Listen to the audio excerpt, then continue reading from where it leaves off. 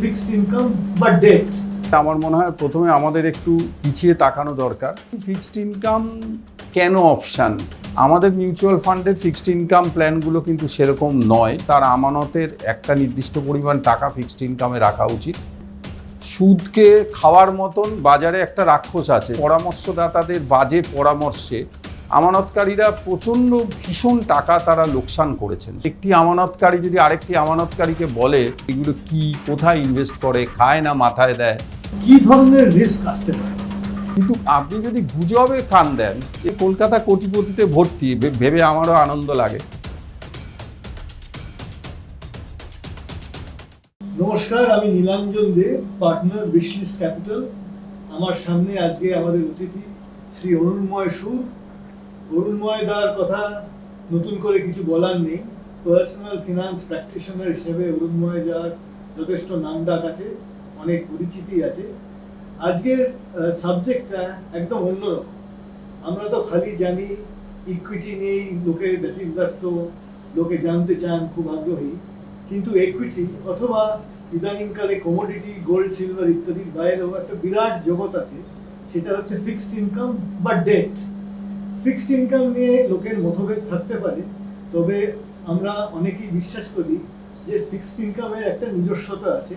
সেই নিয়েই আজকে অরুণময়দাকে জিজ্ঞেস করবো কিছু প্রশ্ন, এবং ওর কাছ থেকে জানতে চাইবো ফিক্সড ইনকাম নিয়ে কিভাবে সাধারণ একজন ইনভেস্টর তার নিজস্ব প্ল্যানিং করতে পারে। দাদা, এই সঞ্চয়ের জন্য, কথা বলার জন্য, আজকে আসার জন্য মেনি মেনি মেনি থ্যাঙ্কস। আমরা ফিক্সড ইনকাম নিয়ে কথা বলতে চাই। দাদা, আপনি আমাকে বলুন ফিক্সড ইনকামের জন্য কিভাবে একজন সাধারণ ইনভেস্টর নিজের স্ট্র্যাটেজি ঠিক করতে পারে। আচ্ছা, প্রথমে নীলাঞ্জন, তোমাকে আমিও অশেষ ধন্যবাদ, কারণ এইভাবে ক্যামেরার সামনে বলাটা বোধহয় আমার জীবনে প্রথম হচ্ছে, সেটা তোমারই সৌজন্যে। আমি একটু ক্যামেরার থেকে পিছিয়ে থাকতেই ভালোবাসি, তাই এইভাবে প্রকাশমান করে দেওয়ার জন্য তোমাকে অশেষ অভিনন্দন। এবারে আসি ফিক্সড ইনকাম প্রসঙ্গে। ফিক্সড ইনকামের মধ্যে আমার মনে হয় প্রথমে আমাদের একটু পিছিয়ে তাকানো দরকার। ফিক্সড ইনকাম মানে স্থায়ী আয়। তো আয়টা স্থায়ী হয় যখন আয়ের আমরা যে বিনিয়োগ করি, বিনিয়োগের সঙ্গে আমরা কিছু রিটার্ন এক্সপেক্ট করি। তো রিটার্নটা আমরা যেটা জানি যে রিটার্নটা যেটা হয় সেটা সেই আদিম যুগের সবচেয়ে বোধহয় আদিমতম শব্দ, সেটা হচ্ছে সুদ। যদি কোনো আদিমতম শব্দ দুটো থাকে, সুদ তার মধ্যে একরকম। তো আগেকার দিনে এই সুদের মারফতেই আমাদের যত অর্থনৈতিক কারবার যা কিছু এই সুদকে দিয়েই শুরু হয়েছে। তারপরে এই সুদ শব্দটার নানা ধরনের বিবর্তন ঘটে এটা মিউচুয়াল ফান্ড ইন্ডাস্ট্রিতে প্রবেশ করেছে সুদ হিসাবে নয়, তার একটা নতুন নাম রিটার্ন দিয়ে। তো একজন সাধারণ বিনিয়োগকারী যিনি এতদিন পর্যন্ত কোনো চাকুরি করতেন, চাকুরিজীবী বা ছোট ইনকাম, যাদের কাছে বড় আয়ের কোনো ব্যক্তি নন তিনি, অর্থাৎ তিনি তার আয়টা নিয়ে খুব বেশি ঝুঁকিযুক্ত জায়গাতে বিনিয়োগ করতে পারবেন না, তার জন্য ফিক্সড ইনকাম একটা অপশান। এবার আসি ফিক্সড ইনকাম কেন অপশান। তার প্রথম কারণ আমি বলে দিলাম, এটা ঝুঁকিবিহীন বলবো না, কিন্তু ঝুঁকির পরিমাণ কম, কারণ বাজারের সঙ্গে এটা সম্পৃক্ত নয়। দ্বিতীয় কথা হচ্ছে, এখান থেকে যে ইনকামটা জেনারেট করে বা ইনকামটা পাওয়া যাচ্ছে, সেই ইনকামটা মোটামুটি আমাদের যে স্থায়ী ইনকাম আমানত প্রকল্পগুলো হচ্ছে তার প্রায় সমানই অনেক সময় হয়ে যায়। এবং সবচেয়ে বড় কথা, স্থায়ী আমানত প্রকল্পগুলোর একটা নির্দিষ্ট ম্যাচিউরিটি থাকে, যার আগে সেই আমানত থেকে বেরোনো একটু মুশকিল। আমাদের মিউচুয়াল ফান্ডের ফিক্সড ইনকাম প্ল্যানগুলো কিন্তু সেরকম নয়, বেশিরভাগই হচ্ছে ওপেন এন্ডেড, মানে তার জানলাটা খোলা আছে, অর্থাৎ কোনো বিনিয়োগকারীর যদি সেখানে হঠাৎ কোনো প্রকার টাকার দরকার পড়ে, সে কিন্তু ওখান থেকে নিজেকে বের করে নিতে পারবে।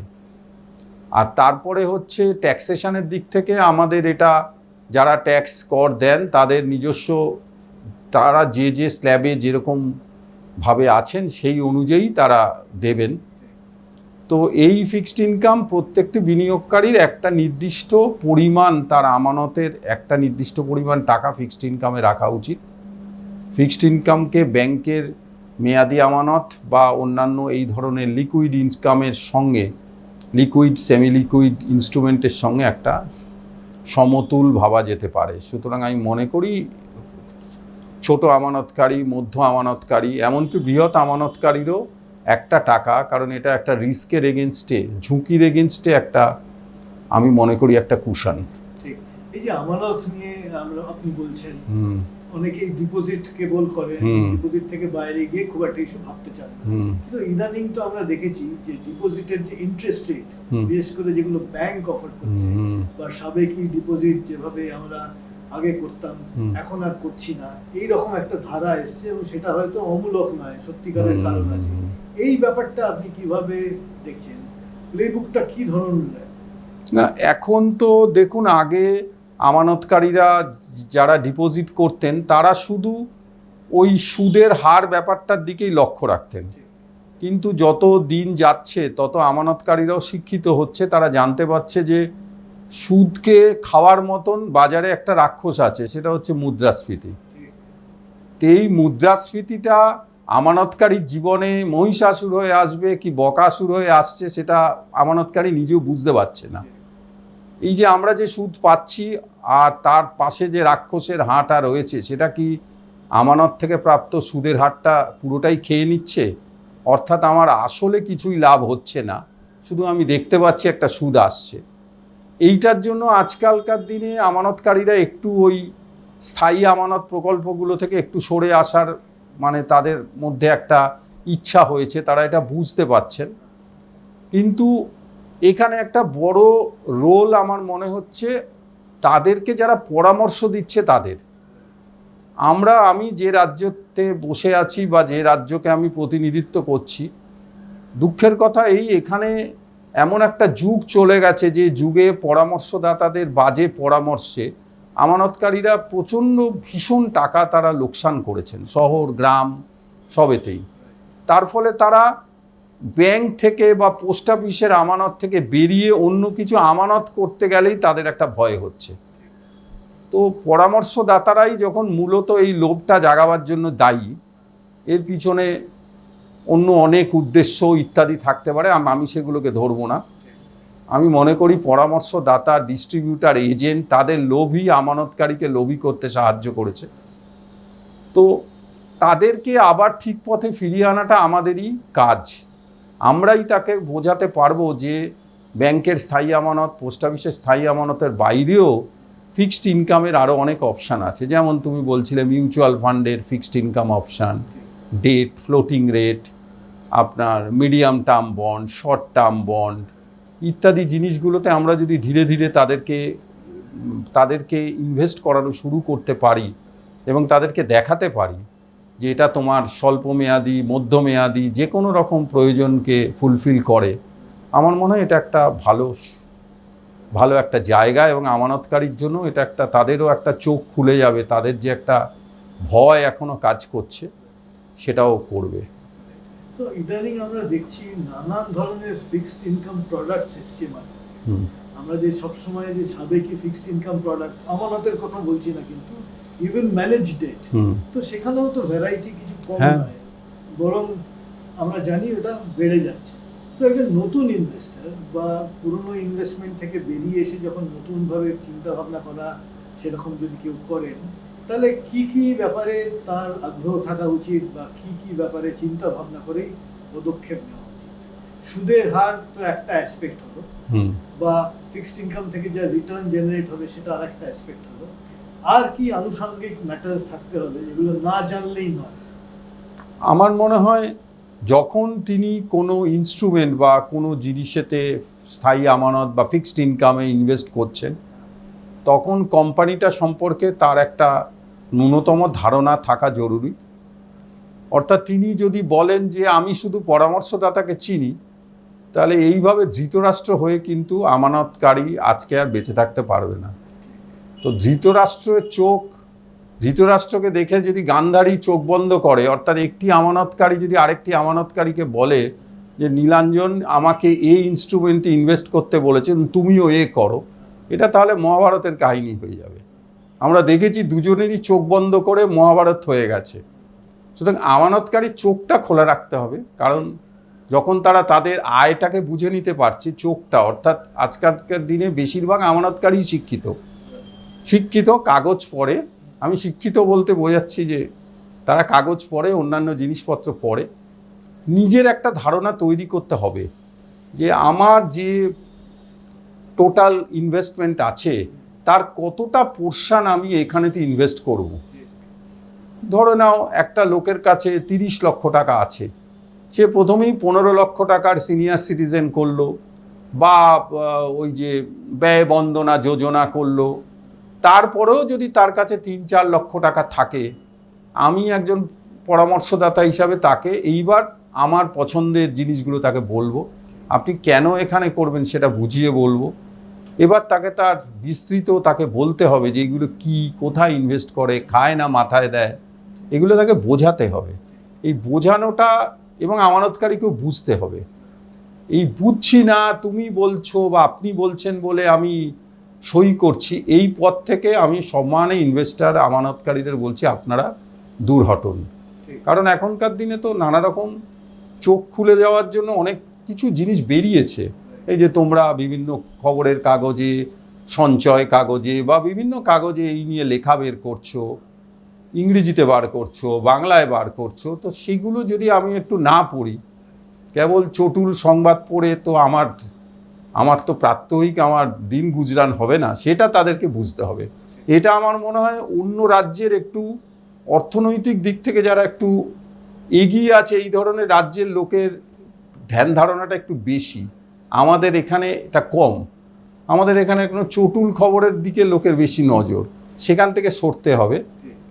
তাহলে কিন্তু মোটামুটি সে ভালোভাবেই তার ফান্ডটা ম্যানেজড হবে এবং সে একটু ভালো রিটার্নও পাবে। এবং একটা সাইকেল যদি সে অতিক্রম করতে পারে, এবার সে কিন্তু নিজেকে করতে হবে। এই মহাভারতের অ্যানালজিটা খুব ভালো লাগলো, ইন্টারেস্টিং লাগলো, আর এন্টায়ারলি খুব প্রাসঙ্গিক, বিশেষ করে যখন আমরা এখনকার প্রোডাক্টগুলো দেখি। And that brings us to the subject of risk.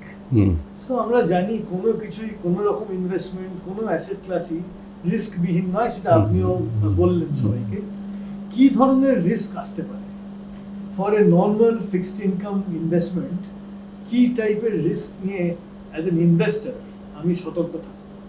দেখো, প্রথম কথা আমার নিজের মনে হচ্ছে লিকুইডিটি রিস্ক। লিকুইডিটি রিস্কটা, অর্থাৎ আমি যখন চাই তখন পাই, আমানতকারীকে কিন্তু এই ধারণাটার উপরেও একটু চিন্তা ভাবনা করতে হবে। অর্থাৎ আমি ব্যাংকে গেলাম, আমি টেবিলের উপরে আমার এফডিআরটা পেছনে সই করে দিয়ে বললাম এক্ষুনি টাকা চাই, এটা হচ্ছে যখন চাই তখন পাই ধারণা। কিন্তু আমানতকারী যখন তার ইনভেস্টমেন্টটাকে, বিনিয়োগটাকে ভাঙবে একটা পরামর্শ, তখন তাকে এইটা বুঝতে হবে যে যখন চাই তখন পাই, অর্থাৎ লিকুইড এবং illiquid not for a long time, কিন্তু 3 বছর 4 বছর এইরকম করলে আমি ওটার উপরে আমি হাত দিতে পারবো না। আমার এমনভাবেই প্রয়োজনটাকে আমাকে নিজেকে করতে হবে। আর দ্বিতীয় কথা, আরেকটা আমার মনে হয় অনেক সময় হচ্ছে ইন্টারেস্ট রিস্ক, অর্থাৎ কোনো বন্ড হয়তো সময় মতন ইন্টারেস্টগুলো দিতে পারছে না, বাজারে ইন্টারেস্ট রেট হঠাৎ বেড়ে যাওয়ার দরুন তাদের বন্ডগুলো বিক্রি করে আবার করতে অসুবিধা হচ্ছে। বাট সেটাও কিন্তু আমরা দেখেছি কালে দিনে 2-3 বছরের অপেক্ষায় এটা কিন্তু মিটে যায়। আমরা মিউচুয়াল ফান্ডেও গত 5-6 বছর আগে এরকম একটা রিস্ক দেখেছিলাম। তো সেটাও তো মোটামুটি যারা অপেক্ষা করেছিল তারা প্রত্যেকেই তার টাকা পেয়ে গেছে। আর একটা আমার মনে হচ্ছে যে, মানে আমি যেটা সবথেকে বেশি রিস্ক আমানতকারীদের বলি, সেটা হচ্ছে গুজবের ঝুঁকি। অর্থাৎ যে কোনো রকম গুজব, যে যা বলছে সেই কথাকে কান দেওয়া। অর্থাৎ বিনিয়োগ আর চটুলতা, এই চটুল খবর, এ দুটো এক নয়, এ দুটোকে আলাদা করে ভাবতেই হবে। টাকাটা আমার, চটুল খবরটা বাজারের বিভিন্ন পরিস্থিতি থেকে তৈরি হচ্ছে, সত্যি মিথ্যার কম্বিনেশানে। তো ওই দুটোকে এক দাঁড়িপাল্লায় ভাবা যাবে না। আমাকে দেখতে হবে যে আমি যেখানে ইনভেস্ট করেছি সেইখানকার সম্বন্ধে আমি খবরাখবর নিয়েছি। যেমন ধরো একটা প্রোডাক্ট এখন বাজারে এসছে, যেটাকে আমরা বলছি সিসিডি, কিউমুলেটিভ কনভার্টিবল ডিবেঞ্চার। আজকে অনেক বিনিয়োগকারীর সঙ্গে কথা বলছি, অনেক পরামর্শদাতার সঙ্গে কথা বলছি, কিন্তু কেউ এই ব্যাপারটা সম্পর্কে জানছে না। এই কিউমুলেটিভ কনভার্টেবল ডিবেঞ্চারগুলো তোমাকে মাসিক ভিত্তিতে সুদ দিচ্ছে বা কোয়ার্টারলি দিচ্ছে, এবং তুমি যদি 2 বছর পরে ওখান থেকে বেরোতে চাও তাহলে তোমাকে 20% মতন অ্যাপ্রিসিয়েশন দিচ্ছে অন দ্য ক্যাপিটাল। 3 বছর বাদে বেরোলে 30%, 4 বছর বাদে বেরোলে 40%। তো যদি কেউ একটা 2 বছরেরও করে এবং যদি সে ওখান থেকে 11% ফিক্সড ইনকাম পায় আর 20% যদি তার ক্যাপিটাল অ্যাপ্রিসিয়েশন হয়, তাহলে তার নেট আর্নিং কত? 12-13%। এটা বাজারের যে কোনো স্থায়ী আমানতের তুলনায় বেশ ভালো। এবারে এসে ঝুঁকিটা এখানে তাকে ডিম্যাট অ্যাকাউন্ট করতে হবে। ডিম্যাটে তাকে অ্যাকাউন্টটা তার এই যে সিকিউরিটিসটা ডিমেটেরিয়ালাইজড হয়ে যাবে। এবার কেউ প্রশ্ন করতে পারে আমি এটা বিক্রি করব কি করে? তো এখন কিন্তু বাজারে এই লিস্টেড যেমন আমাদের প্ল্যাটফর্ম আছে, তেমনি আনলিস্টেড প্ল্যাটফর্মও আছে। তুমি জানবে প্ল্যানিফাই সব বেরিয়েছে, আমারও কিন্তু ধারণা ছিল না। আমি সেখানে নিজে গিয়ে দেখেছি যে এই সমস্ত ডেট সিকিউরিটিসগুলোর কিন্তু ট্রেডিং হচ্ছে। ডিসকাউন্টে হতে পারে, যেমন মিউচুয়াল ফান্ড আমি বিক্রি করতে চাইলে ডিসকাউন্টে বেচতে পারি, প্রিমিয়ামে বেচতে পারি, এখানেও তাই।